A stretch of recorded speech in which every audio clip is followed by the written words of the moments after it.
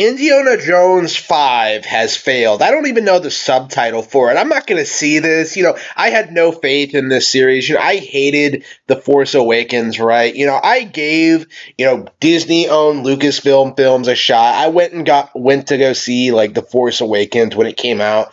Like, what was it now? Like a decade ago? Hated it so much I ended up walking out of the theater. I've never seen any of the sequels. I've never seen any of the follow-ups. I've never seen anything else they've produced. I've never, like, really done anything. And the way I am now, just how irritated I am at Disney in general, like, I'm not sure I'm ever going to give this company money again, right? Like, there's a couple of hardcore projects from, like, the 80s and 90s that I really, really enjoy and care about, but, like, the talent for it is long gone, right? The company is a shell of its former self, and it's kind of ruining all of these older, like, all these newer movies, right?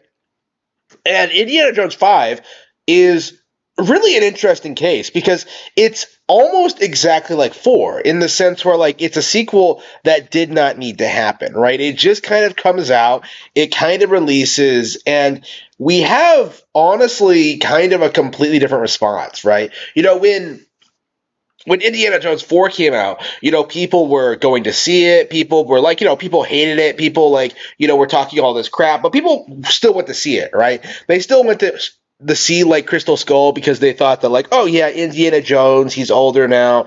Let's, go see this movie with this actor, with this director, from the studio that, like, we enjoyed back in the 80s, right? This is something that we might very much enjoy, right? It might be different. It might be, like, with an older character, but, like, the old movies were good, so I'm just going to go see this new one. And it's interesting to me how that mindset doesn't really seem to be all that present with Indiana Jones 5. Everybody always knew this movie was going to be bad going into it, not just because of what happened with 4, but because of, like, Lucasfilm's direction in general and what they've been doing and how they've been conducting themselves and their typical behavior over the past 10 years, right? Right? Like, everybody knew this was going to be bad going into it, right? Like, unlike their TV shows in which, like, there's this facade where, like, people wait, like, a season or so of, like, a terrible show like The Mandalorian before calling it bad. Like, with these films, people are a lot more comfortable with, like, saying that it's going to be bad, like, before it even comes out, right? And that's exactly what happened here, is that, like, people knew this movie was going to be bad, and they didn't even go see it, right? That's the mindset. Like, this movie has essentially killed any interest that the audience would have in the brand, right? There is no enthusiasm, there is no support, there's nothing, right? And that's kind of my mindset going into this. Like, this has been my mindset for a long time, is that, like, if the franchise doesn't respect the audience, if it doesn't, like, stick to, like, continuity, if it doesn't, like, respect the characters, if it doesn't respect the established lore or, like, the series, like, why exactly would an audience go out and support it, right? Like, why exactly would I ever go and watch Indiana Jones 4 and 5? And I will lump in, like, Indiana Jones 4 into this because I do think this is part of the problem, in that, like, these companies just constantly rehash the same properties that you liked back in the 70s, 80s, and 90s because they refuse to make anything new. They refuse to hire, creative new upcoming creators like Cody Lee and focus instead on, oh, let's just make another Indiana Jones film. Let's not do anything new, fresh, or exciting. Let's just rehash something that people used to like. And that's the key word here, used. Is that, like, the star for a lot of this stuff has passed, right? These franchises have been milked to death. There's nothing more they can do with the brand or the idea or the series.